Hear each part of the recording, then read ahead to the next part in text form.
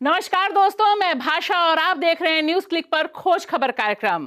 आज सिर्फ एक सवाल लेकर आपके पास मैं पहुंची हूं कि क्या इस समय इस मुल्क में सबसे बड़ी डिबेट, सबसे बड़ी बहस रंग पर है?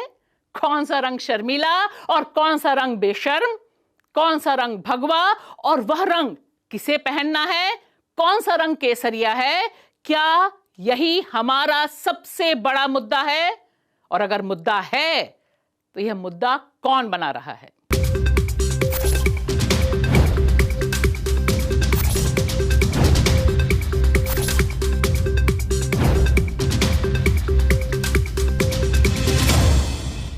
दोस्तों, बतौर भारतीय महिला मैं आपसे आपके सामने खड़ी हूं कुछ जरूरी सवाल लेकर।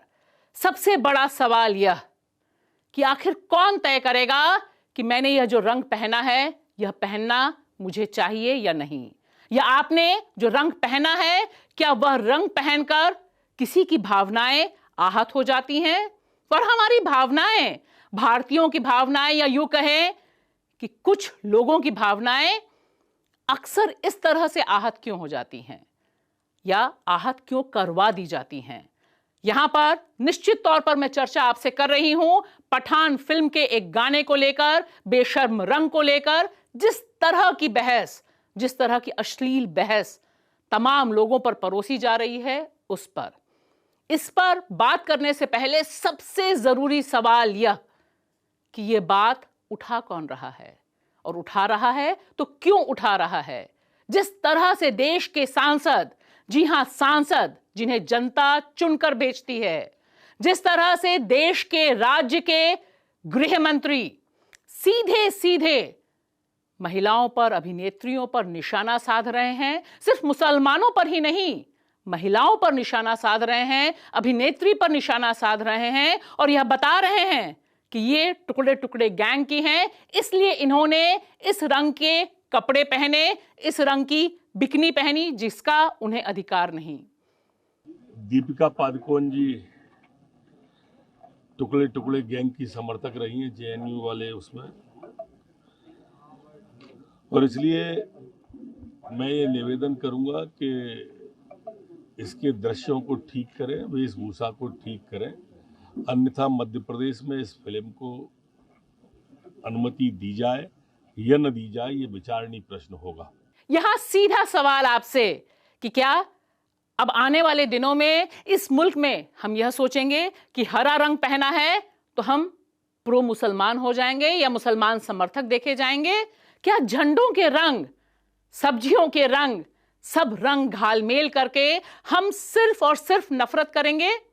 और दूसरा सवाल जो मैं सांसद और मध्य प्रदेश के गृह मंत्री से पूछना चाहती हूं, जनाब, केसरिया रंग आपका नहीं है, भगवा रंग आपका नहीं है, यह हम सबका है। यह देश के झंडे का रंग है, भगत सिंह का रंग है। इस पर सिर्फ आप कैसे अपना दावा ठोक सकते हैं?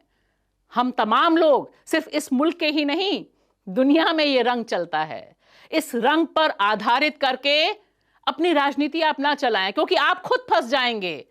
मैं उन तमाम वीडियोस, उन तमाम बॉलीवुड के गानों का जिक्र नहीं करना चाहती जहां पर इस रंग का इस्तेमाल किया गया है, क्योंकि यह डिबेट मेरे लिए बेमानी है कि इस रंग को पहनकर कौन क्या कर रहा था। चाहे वह देश की मंत्री स्मृति ईरानी को लेकर जो वीडियो चल रहा है 1998 का, जब वो मिस इंडिया कंपटीशन में गई थी, या फिर सांसद हेमा मालिनी का। सवाल यह नहीं है कि उन्होंने तब क्या पहना या अब क्या पहन रही हैं। इसका अधिकार हर किसी को उस समय भी था, अभी भी। यहां बुनियादी सवाल यह है कि इस नॉन इशू को इशू बनाने में राजनीति क्या है? क्यों आखिर पठान के बायकॉट की डिबेट और यह कहना देश की संसद के भीतर खड़े होकर, उसके परिसर में खड़े होकर, कैसे कोई सांसद कह सकता है, अपील कर सकता है हिंदुओं से कि अगर आप हिंदू हैं तो इस फिल्म को ना देखने जाइए? अगर कहीं पर भी भगवे का अपमान होता है या कहीं पर भी आपत्तिजनक कोई भी सीन दिखाई देता है तो मुझे लगता है सेंसर बोर्ड को पहले उन्होंने खुद देखना चाहिए, तब जाके उन्होंने रिलीज करने की परमिशन देनी चाहिए। अगर कहीं पर भी हमारे देश के लोगों की आस्थाओं को ठेस पहुंचती है तो वो चीज स्क्रीन पे नहीं आनी चाहिए। हम भी उसका विरोध करते हैं। और जिसने अपमान किया, ये जो कोई भी है जो मूवी बनाया है, जो हीरो है या हीरोइन है, अगर इस प्रकार से इसने बेशर्म कहा है भगवा के रंग को, तो उनको सावधान करती हूँ, उनको इसका सामना करना पड़ेगा। और मैं जनता से अपील करती हूँ कि इनके पेट पर लात मारो, इनके धंधों को उजाड़ दो और इनका कभी भी कोई फिल्म मत देखिए। मेरा मानना है कि यह शुद्ध रूप से अनकॉन्स्टिट्यूशनल स्टेटमेंट है, जिसे सांसदों को वापस लेना चाहिए और इस पर बहस मुबाहिसा कर कर देश के युवाओं का दिमाग, उनका समय भ्रमित नहीं करना चाहिए। मेरा यह साफ मानना है कि यह पूरी की पूरी डिबेट पठान और पठान के बेशर्म रंग पर जानबूझकर प्लांट की गई है। सुनियोजित ढंग से इस पर सारी बहस को पैदा किया गया है, खड़ा किया गया है। बहुत ठोस वजह है इसकी, क्योंकि संसद के भीतर सरकार बुरी तरह से घिर रही थी। चाहे चीन का मसला हो, चाहे ईडी रेड्स का मसला हो, चाहे बेरोजगारी का मसला हो, इन तमाम सवालों पर जबरदस्त बहस चल रही थी, जिस पर सरकार को जवाब देते नहीं बन रहा था। अब आप देखिए कि पूरे परिदृश्य से जो कुछ अरुणाचल में हुआ वह सीन से गायब हो गया। जो कुछ सवाल जवाब ईडी रेड्स पर हो रहे थे वे पटल से ही गायब हो गए। देश की संसद में दूसरे ढंग से डिबेट को मोड़ने की कोशिश की गई। और इसमें क्या ही कहिए कि जिस तरह से हमारा प्रिय मीडिया चुन चुनकर ठीक उन सांसदों के पास पहुंचता है बाइट्स लेने के लिए जिनके जवाब तकरीबन सबको पहले से पता हैं, और उन्हें वही जवाब मिलता है जिस पर वे खेल सकते हैं, चाहे वो साध्वी प्रज्ञा हो या फिर नवनीत राणा हो या मध्य प्रदेश के गृह मंत्री और इस तरह के अनगिनत लोग। उन सबको केंद्र में लाकर पूरा का पूरा टूल किट तैयार किया जाता है ताकि दिन भर सिर्फ और सिर्फ इसी पर बहस चल सके। और इस तरह से मुसलमानों के खिलाफ और मुसलमानों से भी ज्यादा भारतीय महिलाओं के खिलाफ एक पूरा का पूरा माहौल तैयार किया जाता है।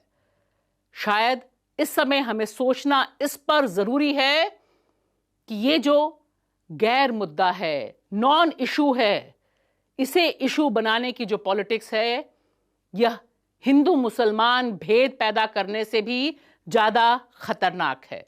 और अंत में सिर्फ दो बातें जिनका सीधा सीधा संपर्क शाहरुख खान ने जो कलकत्ता में कहा उससे है। आप देखना चाहें फिल्म, नहीं देखना चाहें, आप कश्मीर फाइल्स देखें, नहीं देखें, पठान देखें, नहीं देखें, कोई भी फिल्म ना देखें, फिल्म देखना न देखना मुद्दा नहीं है। मुद्दा सिर्फ यह है कि सोशल मीडिया पर जो इस तरह की नफरती ब्रिगेड है, इसे हम किस तरह से काबू में पाएं, और अगर काबू में नहीं पाएंगे तो हमारे यह प्यारे रंग शायद हमसे छिन जाएंगे। शुक्रिया।